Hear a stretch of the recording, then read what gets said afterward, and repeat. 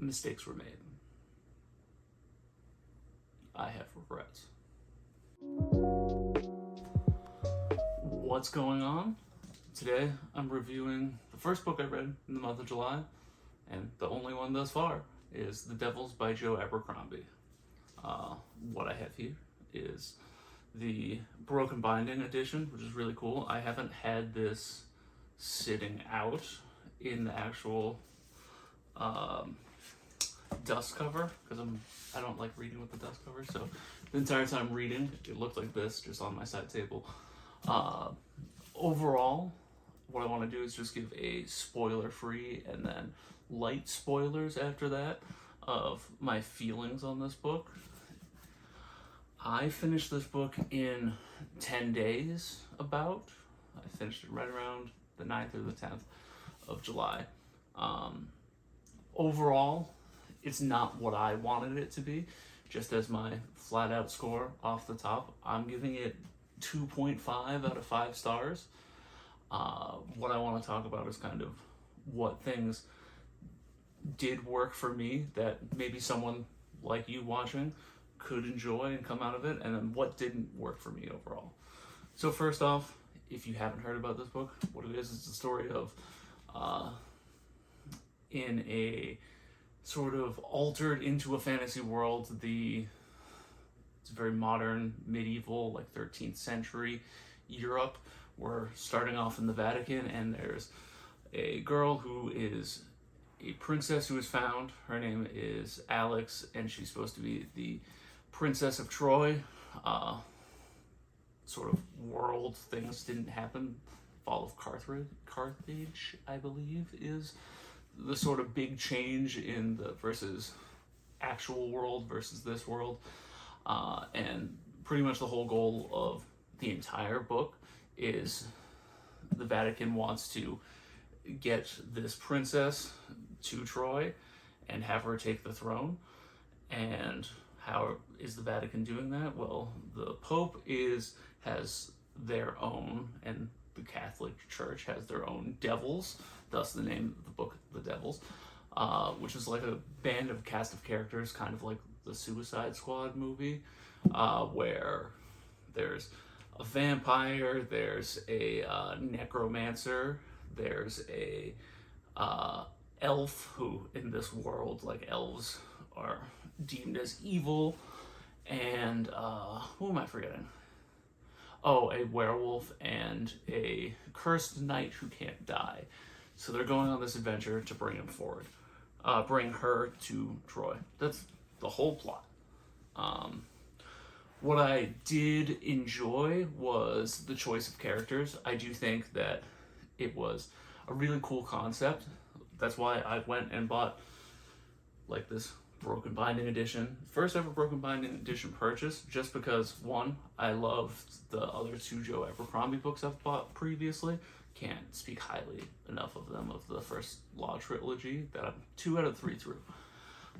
That, as well as like it fits a little bit more of something that sounds like I would love, like a big adventure, odd cast of characters, comes with sort of like hijinks and comedy. I thought it was going to be a real fun ride for me, which it was for the first, I would say, third of the book.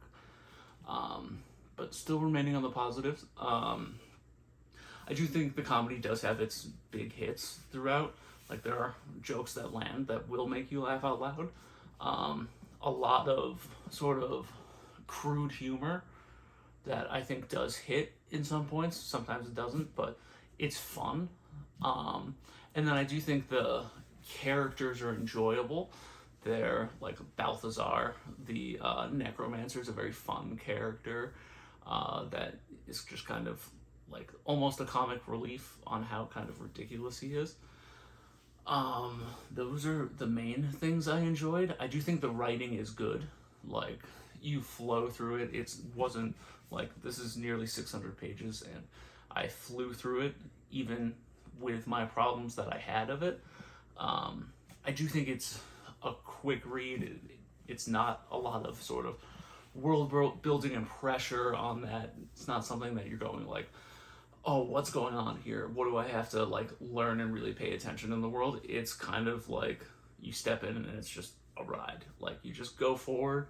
You don't have to overthink. This is very much a step in, read, good escape where you don't have to, something like a Sanderson book where you have to like learn everything. Or that's not this book at all. You're just along for the ride. Those are my big positives here. What I didn't like, the comedy. I think the first like 150 pages of the comedy was really hitting. And I just thought it was very funny. It was witty, and then it's the same jokes over and over again, and it just got really dull. Like the joke's really funny the first time. You're like, okay, we're doing that again the second time, and the third time on, you're just like, I get it. And that's probably my biggest sort of statement about this book after you get through halfway. I'm just like, I get it. I get what's going on. Because that's how the plot works too. Spoilers. I'm going to hit some spoilers for like how the plot goes. If I don't think these will take away from your experience of reading this book. I'm not going to blow like any of the huge twists at the end or anything like that. But how the pacing works is Alex has these cousins who are evil, and it's part one, you run into one. And it's a big fight to like get past them, and then you move to area 2. Big fight, new cousin, area 3, and this is sectioned into the parts, part 1, part 2, part 3. Fight with a cousin, oh no, and then it's over. The stakes don't feel high whatsoever, like at all. Nothing really differentiates the cousins. Like you don't feel like, oh, this guy's scary for this reason, or this cousin's that like this for that. You're just like, oh, there's a cousin, they're fighting for 15, 20 pages, and then it's over, and like, let's keep it moving. Another thing I didn't like was, like, I think in part 2 we're in Venice. The only thing we know about Venice that like makes you feel like you're in Venice is they just say the word Venice a bunch of times. And like you know that there's water because we're getting involved in boats. Like that's really the biggest feelings there. It just kind of felt like I was just skimming through, and like I read the whole book and a lot of it just didn't stay in my brain, and I didn't care. That was my biggest thing, is like I come out of the first 2 Joe Abercrombie books, in the First Law Before They're Hanged and The Blade Itself, and you're just like, I cared in those books. I really just didn't care here. I really wanted this to be like a 5-star read for myself, and it wasn't, which it can be part of, like, I came into this being like, I'm going to feel like this is going to be my favorite Joe Abercrombie book because of the concept being original and it feeling very different. So I might have put the wrong expectations on this book, but overall, didn't love it. I'm up in the air because this will be a trilogy, if I will read the second. I think it's gonna be a mood read, but I'm definitely gonna wait until I hear from more and more people being like, this is really good, or I have to hear like almost unanimous, this is really good for me to want to pick this up again. But maybe if I run out of other Joe Abercrombie books, I'll read book 2, but I don't really have a plan of actually reading this again. And that's The Devils by Joe Abercrombie. Now, what's next on my reading? TBR is Hyperion by Dan Simmons. I'm only like 35 pages into this book. The only thing I know is it's supposed to be a retelling of like the Canterbury Tales, and it's really just so far got through the setup period where it's we're on our way to this planet called Hyperion, and one of the characters believes someone's a spy, so to like try and flush them out, they drew numbers from a hat and was like, all right, tell us your whole story of why you're on your way to the planet Hyperion. And I literally just got into, I think it says like day 11 into the story of this one character reading from a different person he knew, and he's the reason why he's going to Hyperion, his journal that took place on Hyperion. So literally just at the start of that, I do really like just initially the writing, and I also love with sci-fi, maybe my favorite part about when it's written how I like it, I'm not even gonna say like written well, is you kind of jump in and it gives you like a couple answers to initial questions of like what's the world and everything, but like that, but you're just adjusting with it and connecting context clues from everyone's conversations, which I've really enjoyed so far, but obviously we're talking like under 5% into this book so far. And then I know I said I was gonna read this month, this whole thing. I'm only one chapter in, which is barely scratching the surface of volume 2 here of the 20th Century Boys, but still planning on finishing this before the end of the month.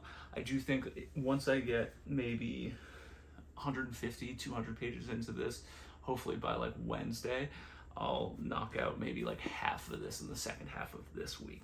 That's my goal there. And I know my initial next plan for my next book is The Failures by Benjamin Lyer, which is right here. I still think this is going to be my next book, but I did purchase 2 other books this past week, which one's out of my reach, but that's the first book of The Expanse, another sci-fi book, big sort of epic series of sci-fi. But the other thing I've been kind of itching for has been some horror books.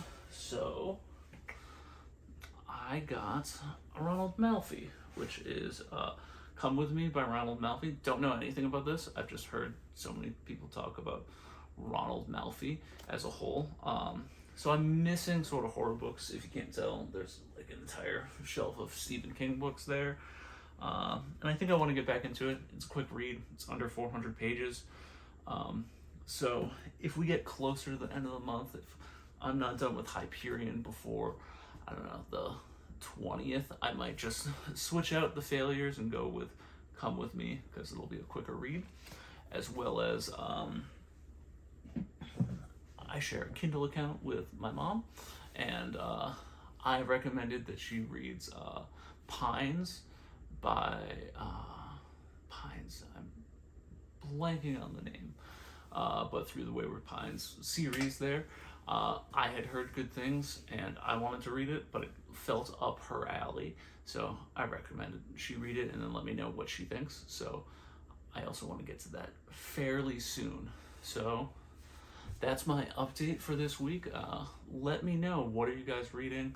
If you have any suggestions, if I should jump to right to Ronald Malfi and read instead of reading The Failures, or if you have different opinions on the Devils and maybe I missed something that you think I'm just overlooking completely, because I do think sometimes you go back and you think about a book over a period of time and be like, I actually do enjoy that now more than I did initially. So I hope I feel that way about the Devils, but not at the moment. So let me know in the comments anything you guys are reading, or any recommendations, or what should I be doing instead of reading what I'm reading. Thank you.